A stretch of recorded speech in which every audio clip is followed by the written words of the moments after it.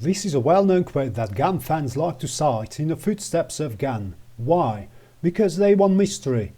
But the funny thing is, they take biblical passages like this letter by letter, word by word, and instead they try to solve the chart like it's a mystery. I'm going to show you why this is a wrong approach. Welcome back, my name is Stephen Hollander and I will put this quote back into context. To do this, I'll use Brexit and the sterling dollar chart. As we see, we had a historical low, then the price went up.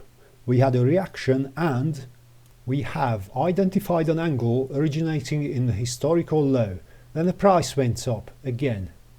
At this point, don't forget, we found this angle retrospectively by looking back. Before moving on to the future, we also need to test it in retrospect. We need to see if there were any previous angles that worked. The one before seemed to have worked.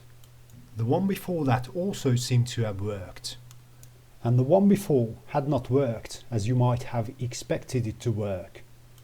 The next thing is, before you calculate the next angle, you need to delete the old angles because they have no use anymore. So delete these old ones and we calculate the next angle, and we also keep the actual one on just to see where the price is in relation to it.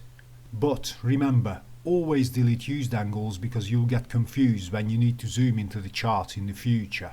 Once the price goes below this one here, we delete it as well. And this is where it got interesting in September 2019 as the planned date of Brexit for October got closer and closer.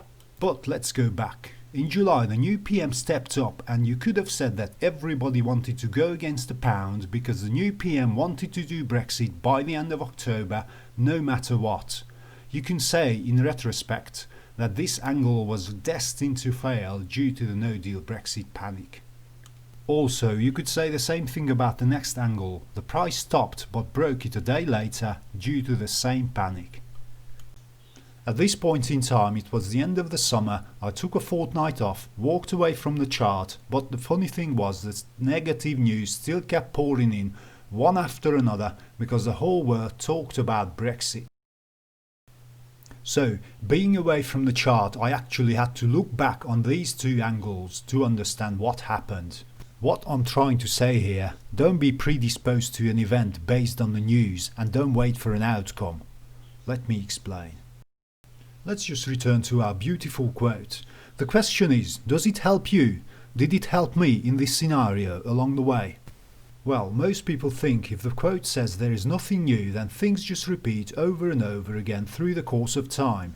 Let's see if they did. Because it's a daily chart across a 3-year interval, I will need to zoom into it. I will need to do that here and then here. Why? Because normally you go from one major low to another major low and then to the next major low. So let's zoom into the chart. Retrospectively, I could just say that we had several angles from the historical low in 2016 till we reached this major low in 2017. Then we had another set of angles till we reached yet another major low in September 2019. I could just go back and say that things just repeated themselves because in both cases we had to go through several angles that offered no resistance long enough till we hit the next major low. So, did this knowledge help me along the way? No, it didn't. Did the negativity around Brexit and the pound help me to trade the pound against the dollar? No, it didn't. The pound started to get stronger at the beginning of September when there was no sight of a prolongation or a new deal, but uncertainty in the news. Let's return to our quote and put it back into its original context. What does it mean? Where does it come from? As I have said, it's a biblical passage, and here's the issue with that. When were you born? Do you understand the 80s? Do you remember the 90s? Do you know what life was like before the smartphones? So how do you want to understand half a sentence that had been written down 2000 years ago and then quoted by somebody who lived before the age of computers 100 years ago before us? Luckily, we have computers and the internet so that we can look up the text.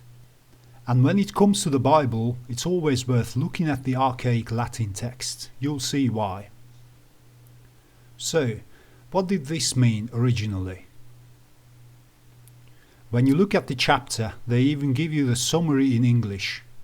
The vanity of all temporal things. If you read the whole chapter translated into a modern language, it's a story about a king who wanted to learn everything in this world. During his journey, all he realized was that simply learning more and more was in vain. It was pointless, futile. It's a meaningless effort because things come and go day after day. So you can even say that it means completely the opposite in its original context. Well, thank you for now, and don't forget to subscribe for more videos. One more thing. Anybody can make anything work, and yes, it's easy to look at a picture-perfect chart from the past.